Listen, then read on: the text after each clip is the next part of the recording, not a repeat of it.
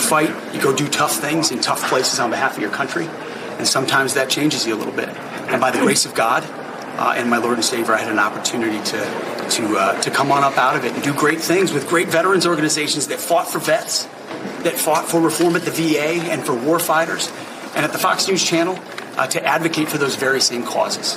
And I'm proud of what I fought for. I'm not going to back down from them one bit. I will answer all of these senators' questions, but this will not be a process tried in the media. Spoke to Trump this morning, a few minutes ago. Supports his form. How were the meetings go? Great. How did the meeting with Ernst go?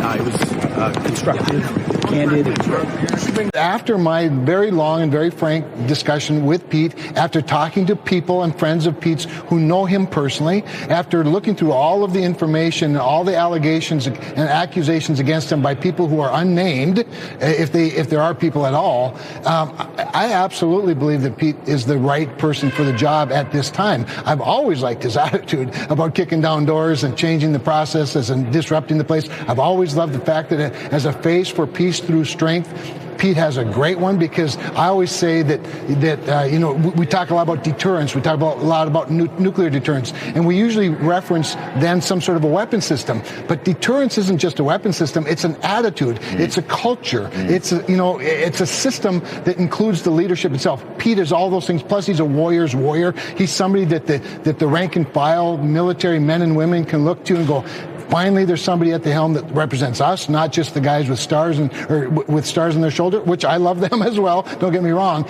But Pete convinced me, and all of the accusations and allegations against him have convinced me that they're either not there or at least nobody's talking. And so I think we got to move on with this. Let's get Pete across the finish line. If we can. Look, the far out liberals try to smear him. Okay, they're going to try to smear other cabinet nominees. There's no question about that. But they should fail, because there was no evidence with Pete. I mean, I don't want to even go through it. We've talked about it on the show. The police report never brought charges. The main thing is, Senator Cramer, his agenda for the Pentagon. Give me a minute on that, because that's the most important thing. He's going to bring new life to the Pentagon, to the Defense Department, to warriors, as he has put it, and as you just put it. America needs peace through strength, as Mr. Trump has put it. What do you hear from his agenda? Well, one of the things that he talked a lot about with me, and it really resonated with me, and that is the processes of things like even acquisition, research and development. Why do we spend years researching something when you can turn to Silicon Valley and there are probably 3 or 4 or 5 or maybe 10 entrepreneurs that already have an idea using things like AI and new technologies? But we're caught in this long traditional rut of making simple things hard. He wants to get to making hard things simple, with integrity, with dignity.